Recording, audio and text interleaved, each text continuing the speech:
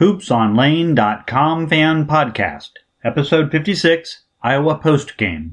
Hoops on Lane Fan Podcast is sponsored by About Face Cosmetic Therapy Center, because basketball season is also laser hair removal season.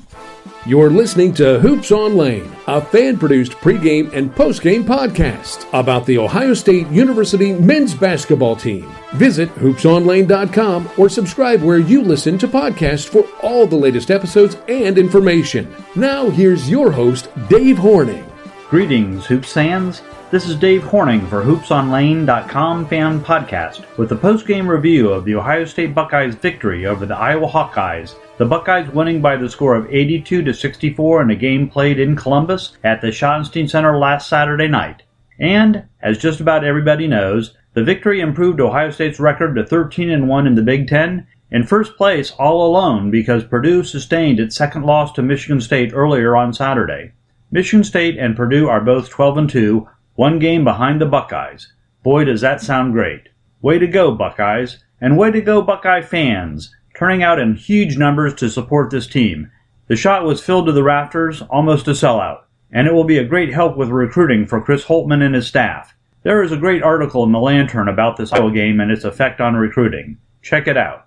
Iowa played strong for the first part of the first half, but the Buckeyes were sensational, shooting 6 for 9 three-point shots in that first half. Caleb Wesson was unstoppable inside, plus he was making his free throws. He finished 8 of 11 on the night. Best of all in that first half was seeing Keita Bates-Diop make his first 2 three-point attempts.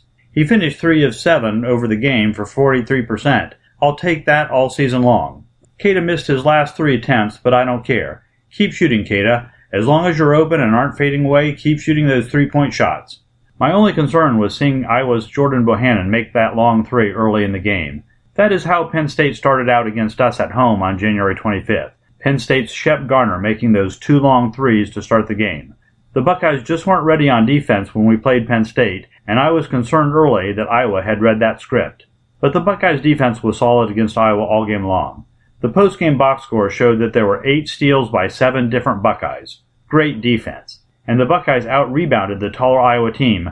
Keita Bates-Diop himself gathered 8 and led the Buckeyes. It is always interesting to me to see how important the first 5 minutes of the second half are in college basketball, and this game showcased that theory. Ohio State held a 10-point lead at halftime, but Iowa scored the first basket of the second half when Tyler Cook benefited from a weird bounce that allowed Iowa to get an offensive rebound. Cook, Iowa's leading scorer, had been held to just 4 points in the first half, and I was concerned that he was going to start getting hot. However, after the Buckeyes and the Hawkeyes traded baskets, C.J. Jackson hit a 3-point shot to start a 14-0 run, and the Buckeyes' defense stiffened and held Iowa at 36 points for the rest of the 5-minute opening segment. With 15 minutes left, Ohio State had a 22-point lead at 58-36 and never looked back. It was pure joy watching the Buckeyes play during that 5-minute stretch. Tyler Cook made just one more basket the rest of the game. C.J. Jackson finished with 14 points on 3 of 4 shooting on 3-point attempts and gave out 5 assists. Final score, Iowa 64, Ohio State 82. Up next, a road trip to State College, Pennsylvania for a rematch against the only Big Ten team that has beat the Buckeyes this year.